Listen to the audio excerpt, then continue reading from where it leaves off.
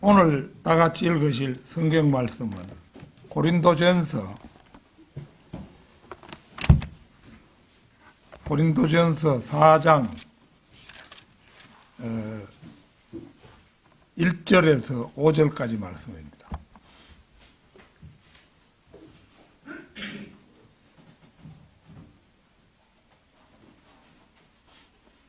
다 찾으신 줄 알고 받들어 읽겠습니다. 모든 사람이 우리를 그리스도의 사역자들이자 하나님의 신비들을 맡은 청지기들로서 그렇게 여기게 하라. 더욱이 청지기들에게 요구되는 것은 신실한 사람으로 발견되는 것이라.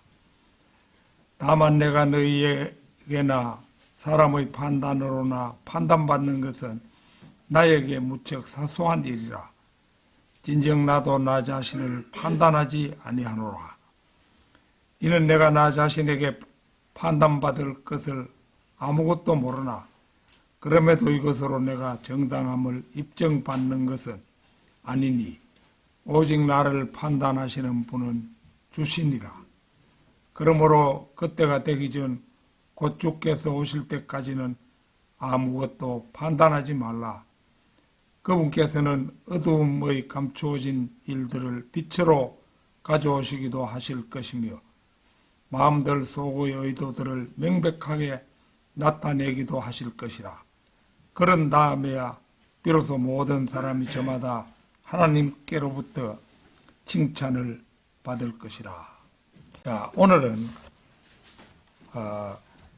본문 말씀에 그 1절에 비치고 있는 대로 하나님의 신비들을 맡은 청지기들로서 신실하라. 이런 제목으로 말씀을 드리겠습니다. 청지기라는 것은 집의 모든 일들을 주인을 대신해서 처리하는 사람, 청지기지요. 아주 낮추어 말하면 종이라 할 수 있고 좀 높여서 말하면 집의 일을 다 책임지고 하는 거니까 집사라고도 할 수 있겠죠. 창세기 23장 53절을 잠시 찾겠습니다. 창세기 23장, 창세기 24장입니다.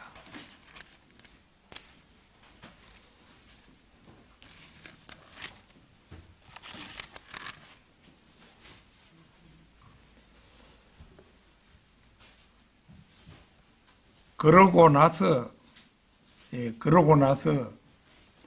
그 종이 은장신구들과 금장신구들과 의상을 꺼내어 그것들을 리브카에게 주었더라. 그가 그녀의 오라비와 그녀의 어머니에게도 귀한 것들을 주었더라. 금으로 된 물건들은 소중한 것이죠. 그런데 여기에 이제 나온 종은 엘리에젤로 추정이 되죠. 그는 이제 이삭의 신부를 구하려고 메소포타미아 나호로의 도시로 가서 가지고 간 금부치들을 리브카는 물론 그 가족들에게까지 값진 선물을 나누어 주는 그런 내용을 기록하고 있죠.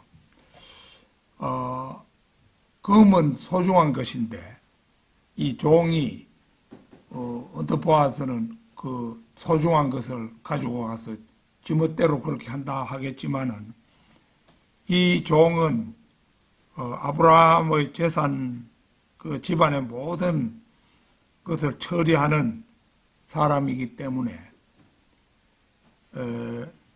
전체가 그 엘리에젤의 재량 하에 있었음을 보여준다고 하겠습니다. 고린도전서 4장은 하나님의 신비들에 관하여 얘기하고 있습니다. 먼저 우리가 눈여겨볼 것은 신비라는 단어입니다. 표준 킹 제임스 성경 영어 원문을 보면 미스테리라는 말이 신비라고 번역되었는데요. 개역 성경에는 이게 비밀로 번역이 되어 있어서 큰 차이를 보여줍니다. 이 미스테리를 인터넷에 검색해 보면, 인터넷 사전에 검색해 보는 거죠. 수수께끼, 미스테리 이런 이제 뜻으로 쓰이고, 또 신비스러운 사람, 또 수수께끼 같은 것, 이런 것도 말하고, 또 신비, 불가사의 이런 등등으로 해석되어 있을 뿐 어디에도 비밀이라는 해석은 보이지 않습니다. 이는 개역 성경의 번역이 상당히 부적당함을 보여줍니다. 사전 해석도 신비는 일이나 현상 따위가 사람의 힘이나 지혜 또는 보통의 이론이나 상식으로는 도저히 이해할 수 없을 만큼 신기하고 묘함이라고 설명하는 반면, 비밀은 숨기어 남에게 드러내거나 알리지 말아야 할 일, 혹은 밝히지 않았거나 알려지지 않은 내용, 이런 걸로 이제 비밀은 풀이가 되어 있습니다. 따라서 미스테리라는 말의 번역은 우리 표준 킹 제임스 성경이 개역 성경의 번역보다는 훨씬 정확하다는 사실을 확인할 수 있습니다. 오늘의 본문 말씀 1절은 모든 사람이 우리를 그리스도의 사역자들이자 하나님의 신비들을 맡은 청지기들로서 그렇게 여기게 하라, 이렇게 말합니다. 즉 우리가 맡아야 할 것은 하나님의 신비들이라는 것입니다. 그리고 그 신비들을 맡아 관리하는 데 있어서 청지기들에게 요구되는 것은 신실한 사람으로 발견되는 것이라고 말합니다. 고린도전서 4장에서 우리는 바울에게 부여된 한 직분에 대해서 읽을 수 있는데, 바울은 그의 청지기 직분에 대해서 신실해야 한다고 말합니다. 만약 오늘날 미국과 한국의 사역자들이 이러한 신비들을 맡아 관리하는데 신실했다면 미국이나 또 한국 교계는 물론 오늘날과 같은 혼란에 빠지지는 않았을 것입니다. 우리나라는 특히 기독교의 본고장도 아니기 때문에 더더욱 혼란한 가운데 있다, 이렇게 볼 수 있지요. 이 나라의 모든 침례교, 감리교, 장로교, 성결교 등의 목사들이 하나님께서 맡기신 신비들을 잘 보존하고 관리하는 데 힘썼더라면 오늘날과 같은 교계의 혼란은 없었을 것입니다. 하나님의 신비들은 7가지인데 이것들을 모두 바울 서신에서 발견할 수 있습니다. 우리는 이 신비들이 무엇인지 알아야 합니다. 그 신비들이 무엇인지도 모르는 사람은 그것들을 신실하게 보존할 수가 없기 때문입니다. 그런데 사람들은 그 신비들이 무엇들인지 알지도 못할 뿐더러 또 알려고도 하지 않는 것이 오늘날의 현실입니다. 하나님의 신비들을 맡은 청지기들로서 신실하라. 첫째 신비는 경건의 신비로 육신으로 나타나신 하나님입니다. 디모데전서 3장 16절 찾겠습니다. 디모데전서 3장 16절.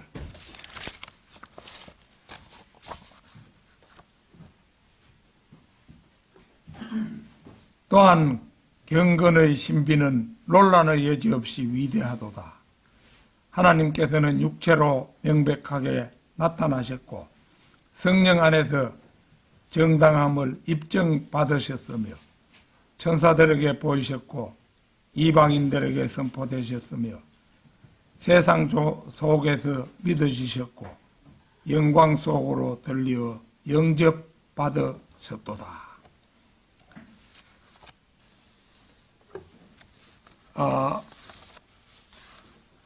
이 말씀이 말하는 첫째 신비가 예수 그리스도의 동정녀 탄생입니다. 이것은 경건의 신비로서 논쟁을 피하는 위대한 신비입니다. 이게 이제 개역 성경에는 보면은 이제 우리 표준 킹 제임스 성경에서는 또한 경건의 신비는 논란의 여지 없이 위대하다 이렇게 시작했는데요. 그 개역 성경 보면 이렇게 되어 있어요. 크도다 경건의 비밀이여, 이런 식으로 되어 있어요. 비밀로 좀 풀이를 해놨죠. 그래서 이 말씀에 나타난 경건의 신비는 논쟁을 피하는 위대한 신비입니다. 이 첫째 신비는 하나님께서 인간의 몸을 입고 세상에 오셨다는 것입니다. 성경은 하나님께서는 육체로 명백하게 나타나셨고 이렇게 말합니다. 이 말은 하나님께서 아기로 나타나셨다는 말입니다. 그렇다면 이것이 왜 신비로 불리는 것이겠습니까? 그것은 밤을 새워 설명해도 설명할 수가 없기 때문에 신비로 불리는 것입니다. 마리아가 아기 예수님의 옷을 갈아입히고 예수야 이것을 입에 넣으면 안 돼, 이렇게 말하면서 키웠을 것입니다. 그런 말을 하다가 넘어지면 마리아가 달려가서 일으켜주고 묻은 흙도 털어줍니다. 이런 일들이 정말 일어났겠습니까? 물론 일어났습니다. 그런 일들은 다른 아기들의 어린 시절과 똑같았습니다. 누가복음 2장 52절 한번 찾겠습니다. 누가복음 2장 52절.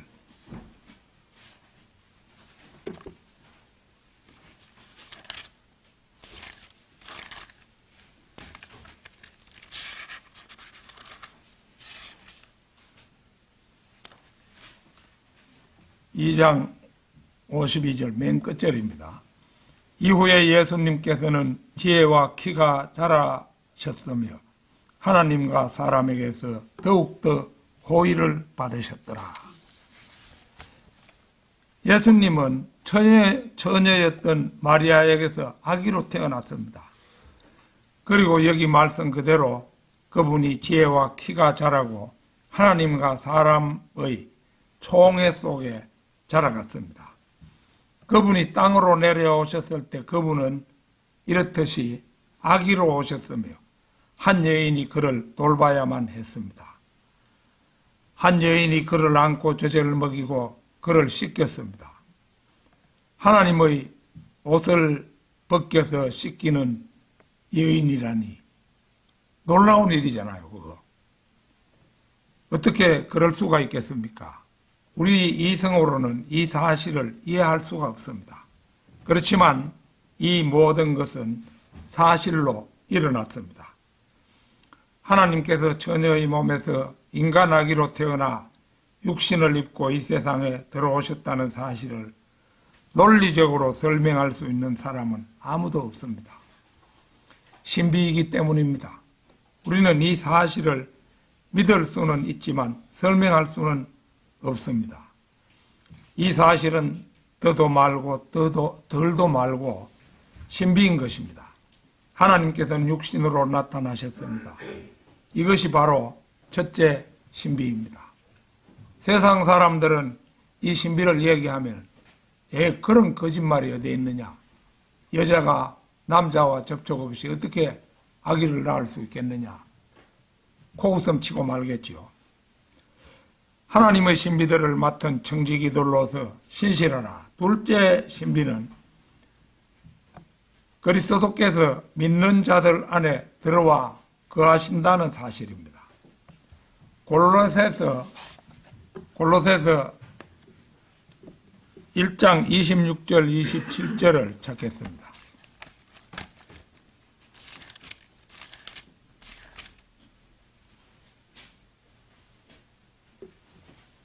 (1장 26절 27절입니다) 이는 곧 여러 시대들과 여러 세대들로부터 감추어져 왔으나 이제는 그분의 성도들에게 명백하게 드러난 신비니라. 하나님께서는 이 신비의 영광의 부유함이 무엇인지를 이방인들 사이에서 성도들에게 알리기를 바라시느니라. 이 신비는 너희 안에 계신 그리스도 곧 영광의 소망이시라. 이 신비는 너희 안에 계신 영광의 소망인 그리스도입니다. 그리스도께서 그리스도인의 몸 안에 들어와 계신다는 사실을 어떻게 설명할 수 있겠습니까?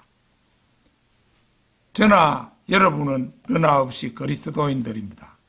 그렇다면 저와 여러분은 우리 안에 그리스도께서 거하신다고 고백할 수 있어야 합니다. 그렇습니다. 우리는 우리 안에 그분께서 거하신다는 사실을 고백할 수는 있지만 그것을 설명할 수는 없습니다. 그래서 이 사실은 또 신비가 되는 것입니다.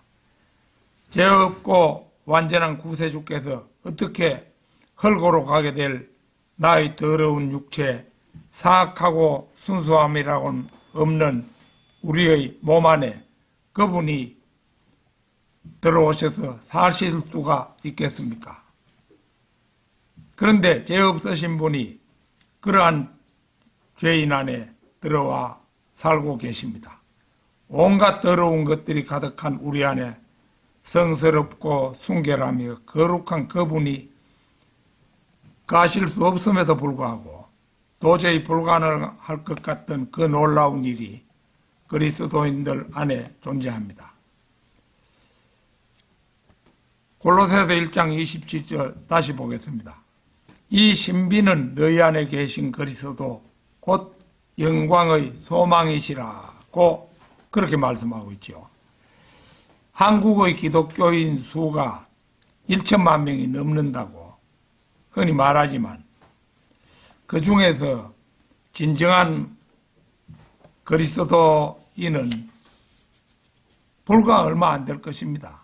전에 어떤 분이 추정하기를 약 15만 명 되지 않겠느냐, 휴거될 사람이 15만 명 정도 되지 않겠느냐 이렇게 말했는데 제가 보기에는 그것도 참 많다 싶어요.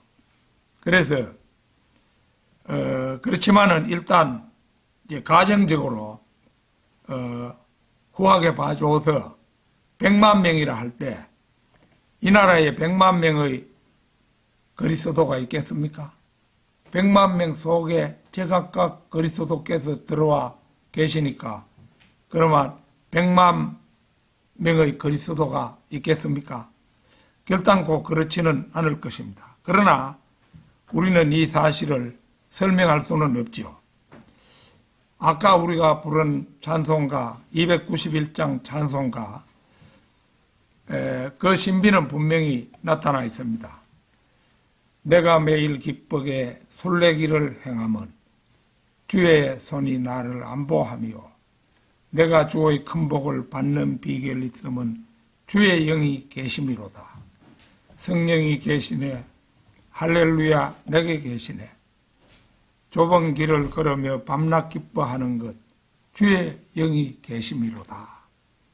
이게 각자 안에 그리스도께서 계심을 말하고 있는 찬송가잖아요.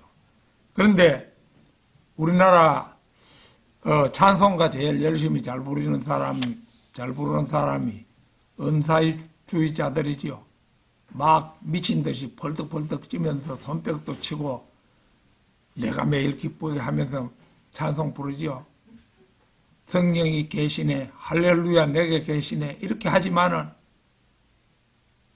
자기 안에 성령이 정말로 계시는지도 모르고 미친 듯이 날뛰고 있는 것입니다.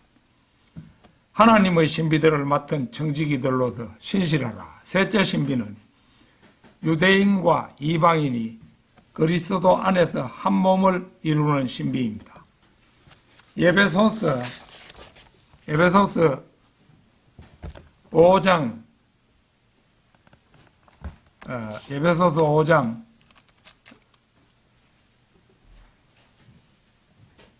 30절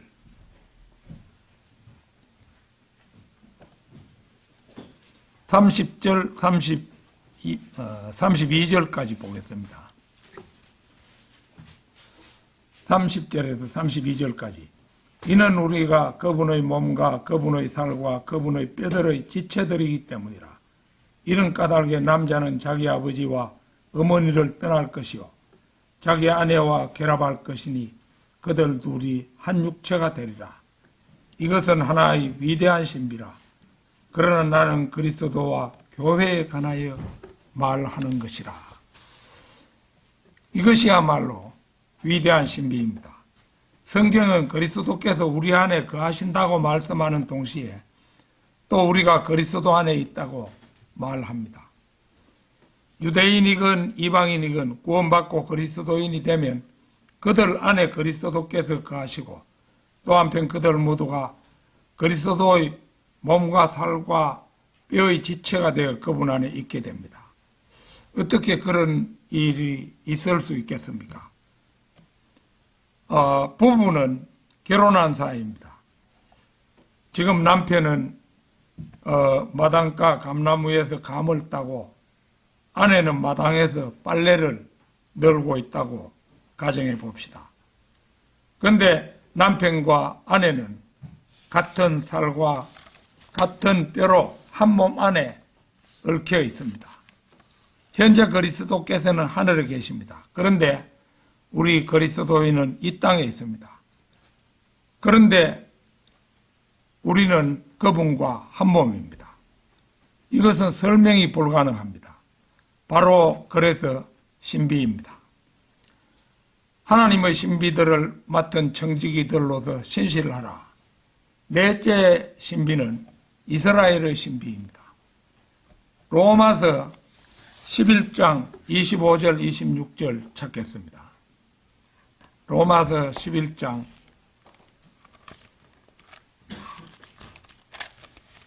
25절 26절입니다. 형제들아 이는 너희가 이 신비에 대하여 무지하게 되기를 내가 바라지 아니하기 때문이니 너희가 너희 자신의 망상들 가운데서 지혜롭게 되지 않게 하려 함이라. 부분적으로 눈멀게 됨이 이스라엘에게 발생되었으니 이방인들의 충만함이 들어올 때까지라. 그런 뒤에 온 이스라엘이 구원받게 되리라. 기록된 바와 같으니 시온으로부터 구출자가 나오시리니 그리하여 야곱에게서, 이 야곱은 이스라엘을 말하는 거죠, 불경건한 것을 치워버리시리라. 로마 가톨릭은 하나님께서 이스라엘을 완전히 버리셨다고 주장하고 있습니다. 그러나 성경은 부분적으로 눈멀게 됨이 이스라엘에게 일어났으나 이방인들의 죄가 가득 차면 온 이스라엘이 구원받게 되리라고 하십니다. 즉 하나님께서는 이스라엘과 결별하지 않으시고 언젠가 그들을 팔레스타인 땅으로 데려오실 것이며, 팔레스타인 땅으로 데려오시는 것은 1948년에 하나님께서는 그렇게 하셨죠. 그 이후로도 계속해서 그 팔레스타인 땅으로 데려왔습니다. 심지어 에티오피아에 사는 그 흑인화된 그 이스라엘 사람들이 있었던 거예요. 근데 그들도 이제 검은 유대인이라 이래가지고 그들도 전부 데려왔습니다.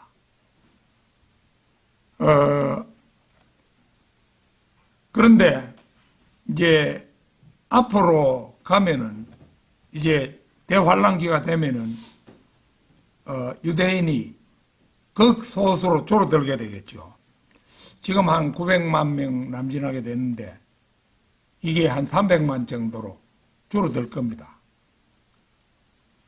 그러면 그때에 그들을 구해내셔서 예수 그리스도께로 전부를 회심시키실 것입니다. 이것이 바로 하나님을 의지하게 될 이스라엘의 믿음을 가진 남은 자에 관한 신비입니다.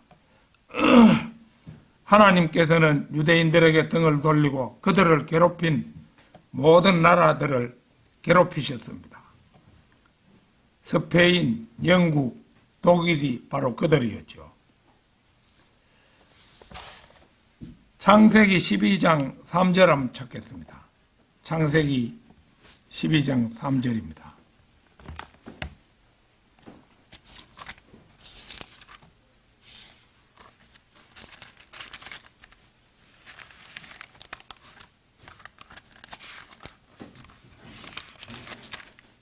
(12장 3절)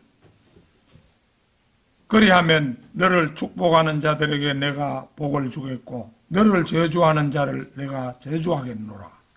그리하여 네 안에서 땅의 모든 족속들이 복을 받으리라. 스페인은 많은 유대인들을 학살했죠. 한 50만 명씩 이렇게 학살했어요. 또 영국도 처칠 같은 그런 어리석은 사람이 지도자로 나오는 바람에 유대인들을 아주 홀대했죠. 지금 이스라엘 땅이 보면 아주 적달하잖아요. 그러니까 2만 제곱킬로미터 남짓한 거예요. 이란은 170 몇만 제곱킬로미터 정도의 넓이가 되는데 2만 제곱킬로미터 남짓하니 얼마나 좁은 지역에 그들이 살고 있습니까? 독일은 물론 2차 대전 때 그 히틀러가 600만 명이라는 그 유대인들을 학살했죠. 우리가 이제 보았습니다마는 너를 축복하는 자들에게 내가 복을 주겠고 너를 저주하는 자를 내가 저주하겠노라. 그리하여 네 안에서 땅의 모든 족속들이 복을 받으리라. 이건 하나님의 영원한 선언입니다. 만약 2차 대전 때 히틀러가 유대인들을 잘 보살펴 주었더라면 그는 유럽을 그때 정복했을 것입니다.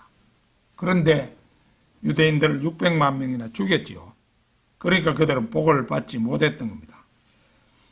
오늘날 우리나라 젊은이들이 하마스와 헤즈볼라를 공격하는 것을 보고 이스라엘을 잔인하다고 욕하는 사람들이 많습니다. 그러나 사실 그들은 그 헤즈볼라나 하마스 이런 자들은 이란으로부터 무기를 지원받아 그들의 하수인 노릇을 하는 자들입니다. 이번 하마스와의 그 전쟁도 그들이 먼저 방어벽을 넘어서 공격에 들어와 축제를 벌이는 사람들을 공격해서 수백 명의 사망자를 내고 또 많은 사람을 인질로 잡아가면서 전쟁이 시작되어 오늘에 이르고 있습니다. 이스라엘은 그동안 전쟁에서 항상 1000배, 10,000배로 응징해 왔습니다. 그들은 자기들이 한 명 죽으면 막 상대방은 막 1000명 이거 죽이는 겁니다.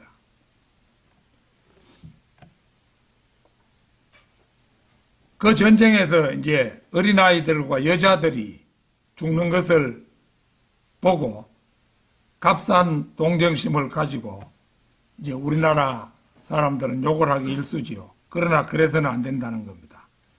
창세기 12장 3절의 저주가 아직도 퍼렇게 살아있음을 명심해야 하기 때문입니다. 우리 그리스도인들은 절대 그렇게 해서는 안 되겠지요.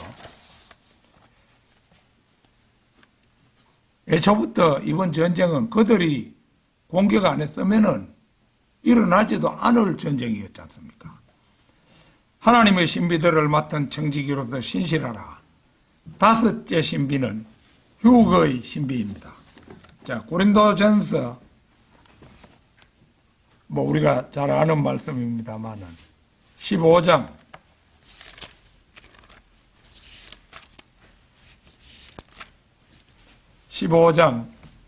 51절에서 55절입니다.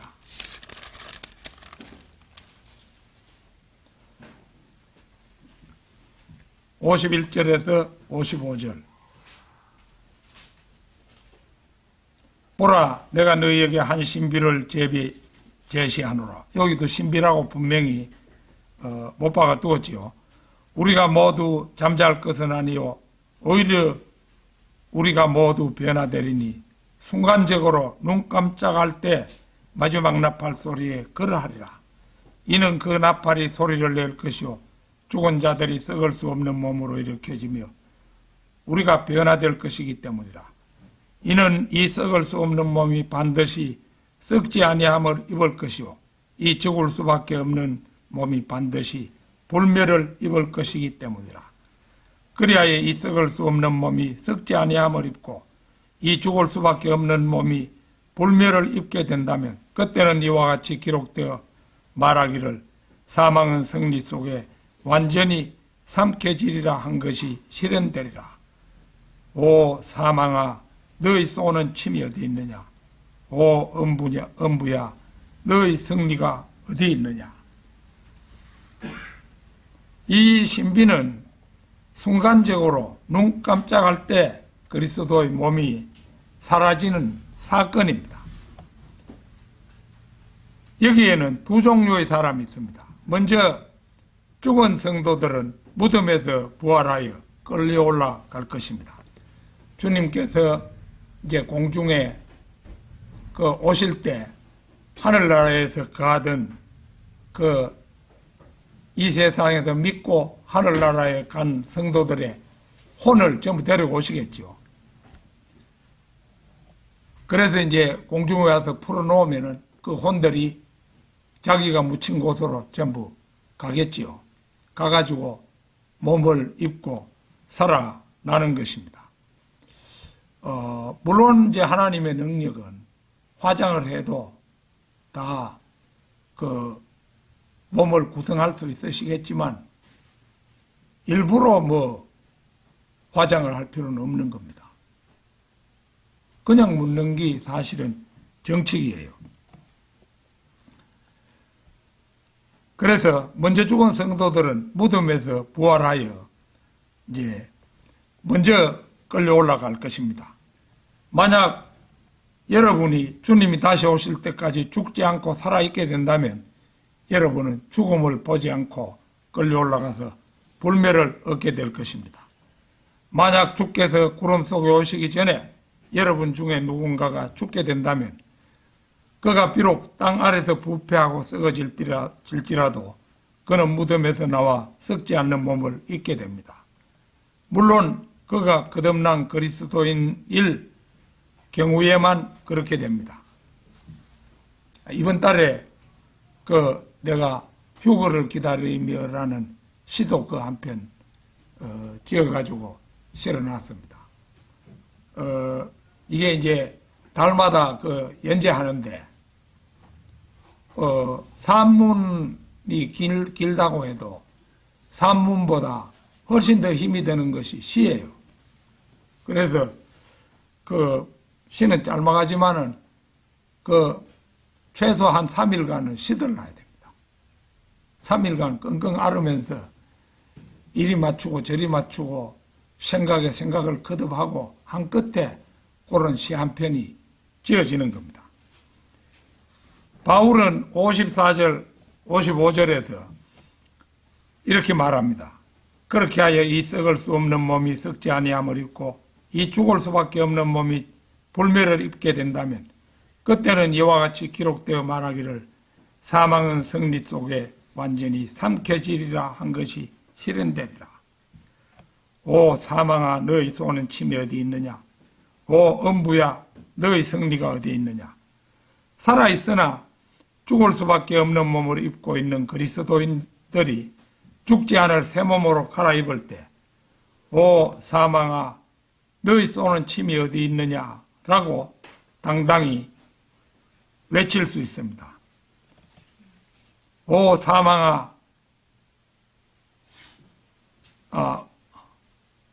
조금 더 보겠습니다. 사망은 그 앞에서 위력을 잃고 고개를 떨구고 말 것입니다. 그리고 이제 죽어서 무덤에 들어가 있는 첫째 부류에 속하는 사람들도 썩지 않을 새 몸으로 입고 일어날 때, 오 음부야, 너의 승리가 어디 있느냐고 당당히 외칠 수가 있을 것입니다. 무덤 속에 가두어두고 승리했다고 생각한 사망은 그때 결국 무참하게 패배하는 순간이 될 것입니다. 이 얼마나 놀랍고 또 놀라운 그런 일입니까? 자, 오늘 밤에라도 주님께서 오신다면 여러분은 뒤에 남겨질 것인가? 아니면 공중으로 올라갈 것인가? 이 문제에 대해서는 여러분 자신이 누구보다 잘 알고 있습니다. 마태복음 24장 44절 찾겠습니다. 마태복음 24장 44절.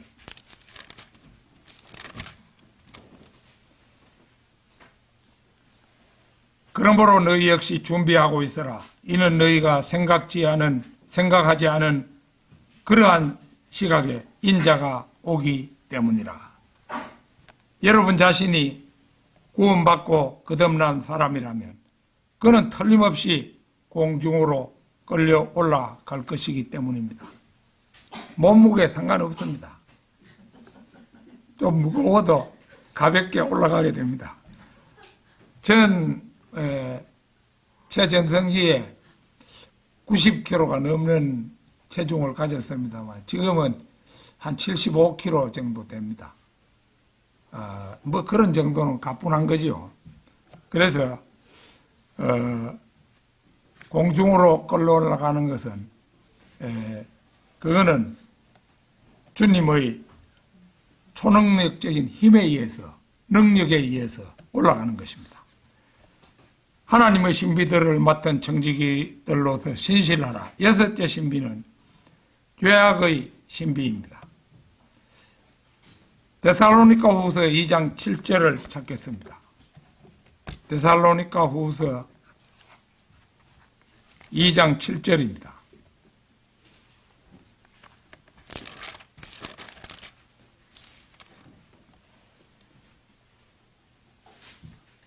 이는 죄악의 신비가 이미 활동하고 있기 때문이니 오직 지금 막고 있는 자가 막을 것이나 그가 그 길에서 옮겨질 때까지 막을 것이라.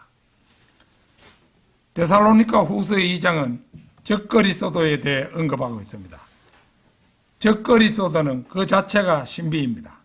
적그리스도는 이미 활동하고 있습니다. 그러나 그리스도인들은 그 누구도 이 불법자에게 넘겨지지 않을 것입니다. 왜냐하면 그들은 모두 그리스도의 한 몸 안에 들어와 있고 그 안에 성령님께서 들어와 계셔서 이 불법자를 막고 있기 때문입니다. 그리스도야말로 빈틈이 없으신 독특한 인도자시라는 것을 누구도 부인할 수 없습니다. 이스라엘에 대한 하나님의 약속들을 가톨릭 교회가 제 아무리 훔쳐가 버리고 이스라엘은 영원히 끝났고 자기네들이 이스라엘의 모든 것을 계승했다고 억지를 쓰지만 이스라엘은 결국 회복되고야 말 것이라는 사실을 그 누구도 부정할 수가 없습니다. 이 세상 마지막 때가 되어 교회가 휴거되고 성령께서 더 이상 활동하시지 않게 될 때까지 누구도 적그리스도의 손에 넘겨지는 일은 없을 것입니다.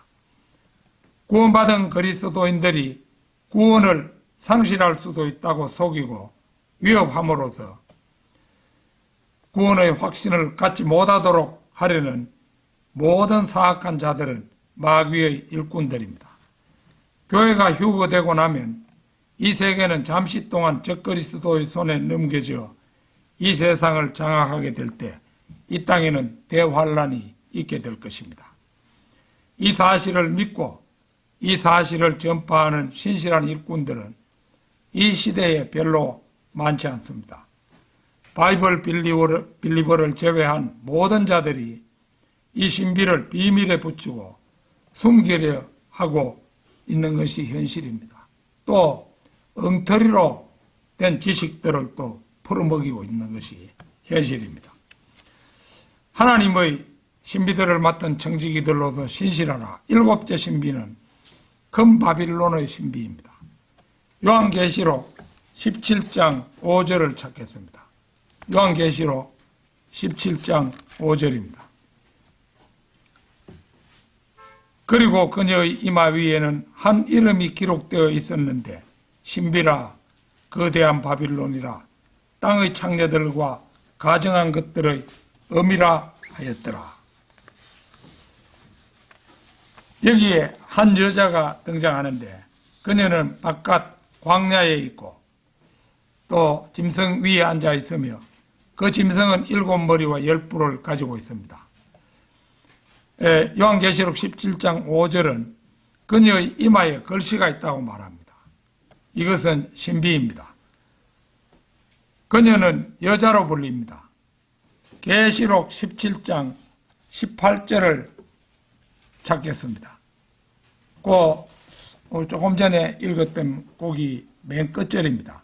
그리고 네가 본 그 여자는 땅의 왕들을 통치하는 저 거대한 도시라.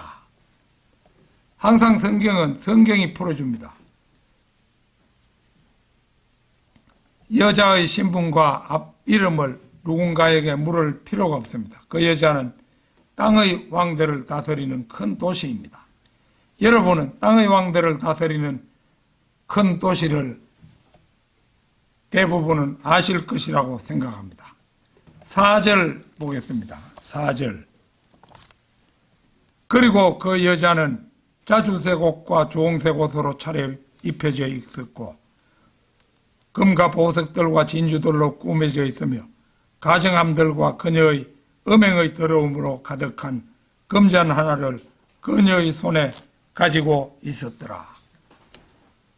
그녀는 자주색과 진홍색 옷을 입고 있고 금과 보석들과 진주들로 꾸며져 있으며 그녀의 손에는 금잔을 가졌는데 그 잔은 가증스러운 것들과 그녀가 행한 음행의 더러운 것들로 가득 차 있다고 합니다.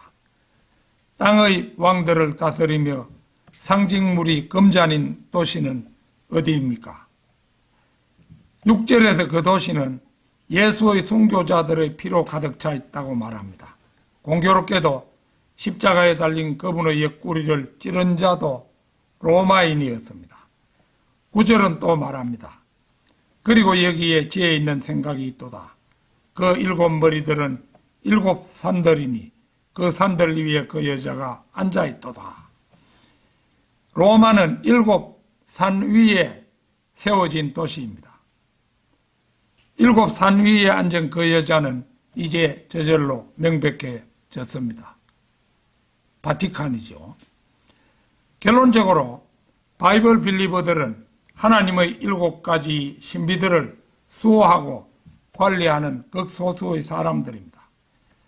오늘 말씀드린 7가지 신비 가운데 휴거 문제 하나만 해도 너무나 엄청난 사실을 말하고 있기에 보통 사람은 쉽사리 믿을 수가 없는 문제입니다. 그래서 개신교 교회들 가운데는 신학교 교수들은 물론이고 목사들조차도 휴거에 대해서 자신들이 믿지 못함으로 아예 가르치지 않거나 사실을 그냥 비유라고 왜곡함으로써 일반 신자들은 더더욱 휴거에 대해서는 무지한 가운데 있는 것이 현실입니다.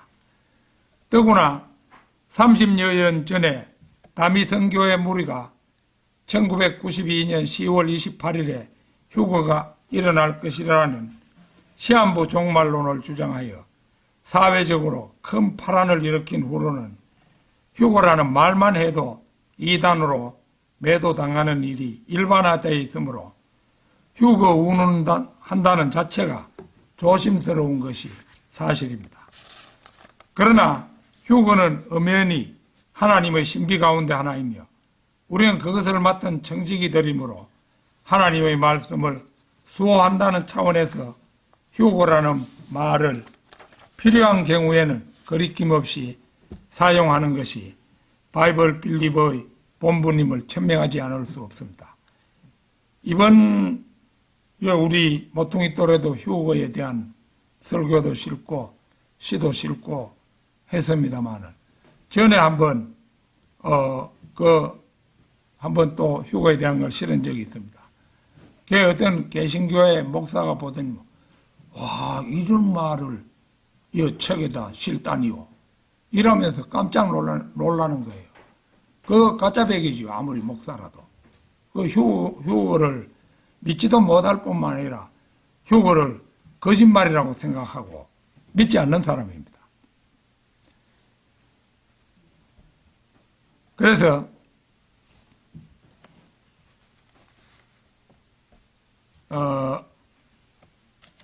성경이 말하는 휴거는 3번에 걸쳐 일어나는 것으로 기록이 되어 있습니다. 구약 성도들의 휴거, 신약 성도들의 휴거, 환난 성도의 휴거가 그것들입니다. 마태복음 27장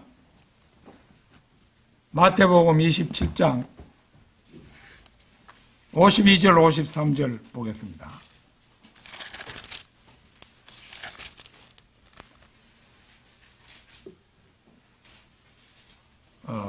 그리고 나서 무덤들이 열렸으며 잠들었던 많은 성도들의 몸이 일어났더니 그분의 부활 후에 무덤들에서 나왔고 거룩한 도성으로 들어가서 많은 이들에게 나타났더라. 바로 여기에서 구약 성도들의 휴거가 일어났습니다. 신약 성도들의 휴거는 환난 전 어느 날에 주님께서 우리가 사는 이 지구 구름까지만 몸소 오셔서 그분의 신부인 신약 성도들을 셋째 하늘로 데려가실 것입니다. 그리고 마지막 휴거인 환난 성도의 휴거는 대환란 후 3년 반 지상 재림 전 알 수 없는 때에 일어날 것입니다. 지금부터 3년 전에 성결교단에 속하는 김영현이라는 전도사가 휴거는 환란 전인가 환란 후인가 요거 그 동영상이 인터넷에 다 실려 있습니다. 이런 제목의 설교에서 휴거는 환란 전인가 환란 후인가 마치 자신의 설교가 만고불변의 진리라도 되는 듯이 휴거는 환란 후 한 번만 있다는 주장을 설교한 적이 있었습니다. 이것은 마태복음 24장 31절 마태복음 24장 31절 한번 보겠습니다.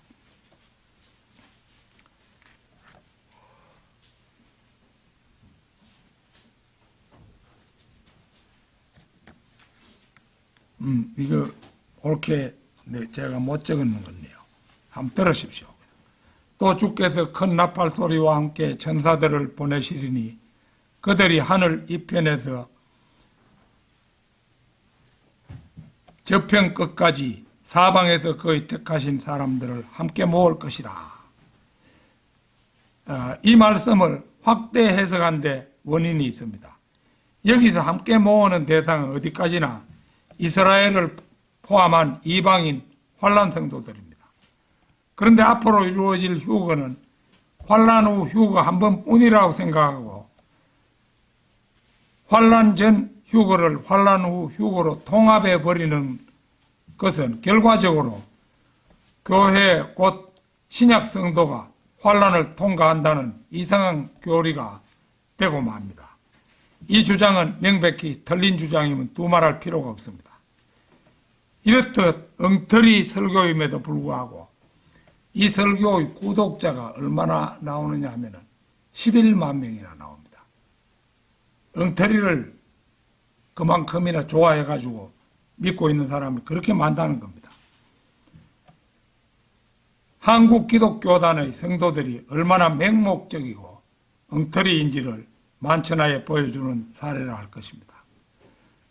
만일 휴거가 환란 후 후 3년 반 어느 시점에 한 번만 있다면 그렇게 느지막이 휴거되어서 그리스도의 심판석은 언제 가지고 주님을 따라 재림은 또 어느 때에 한단 말입니까? 후 3년 반 늦게 해서 휴거돼 가지고 그리스도의 심판석 가지고 또 주님과 함께 이 땅으로 재림하려면 준비할 시간 여유가 없잖아요. 아무쪼록 우리 바이블 빌리버들은 진리의 길에서 미혹되어 곁길로 새지 말고 하나님의 신비들을 맡은 청지기들로서 끝까지 신실한 성도들이 되기를 바람하지 않습니다. 다 같이 기도드리겠습니다.